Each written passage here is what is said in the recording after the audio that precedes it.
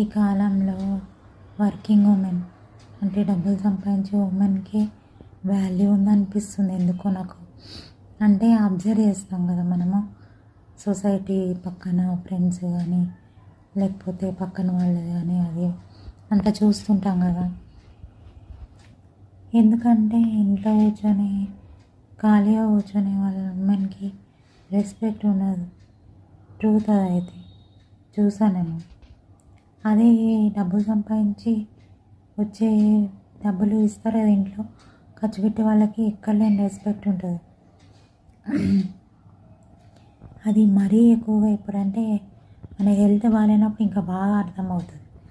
Health బాగాలేక మనము అన్నిటికీ పని వాళ్ళని పెట్టుకుంటాం కదా.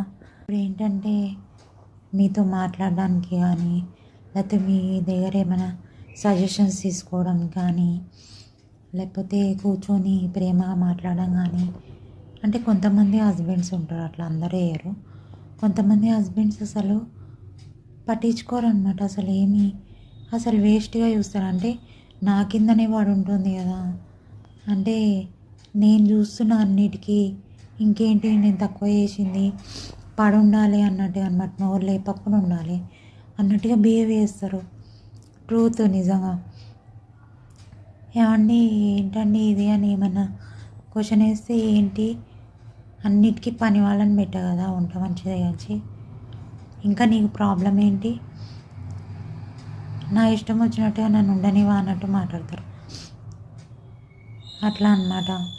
అంటే వాళ్ళకి ఏంటంటే అన్ని డబ్బుతోనే లింక్ ఉంటాయి, రిలేషన్షిప్ కాదు, మొత్తం డబ్బుతోనే లింక్ అప్ ఉంటుంది.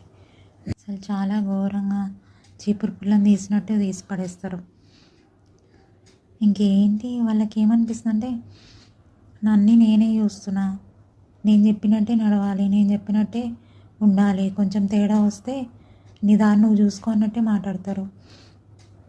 లేకపోతే నేను వదిలేసి వెళ్ళిపోతా, మీ పని మీరు చూసుకోండి, ఎంత చేసినా వేస్ట్, నాకు ఏముండదు, ఇది ఉండదు అది ఉండదు అంటారు.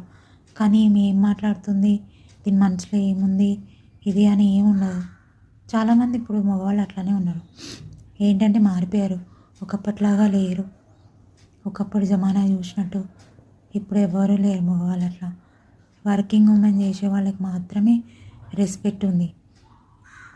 లేకపోతే ఇంట్లో పనులు చేస్తారు కదా, వాళ్ళకి ఏదో కొద్దిగా రెస్పెక్ట్, అంటే మరీ కాదు, కొంచెం ఏదో కనీసం ఇంట్లో పనికి వస్తుంది అన్నట్టుగా అనమాట. ఇప్పుడు ఇంట్లో కూడా పనికి రాకుండా రోగిష్టిది అయింది అనుకోండి, ఇంకా అసలుకే పనికి రాదు.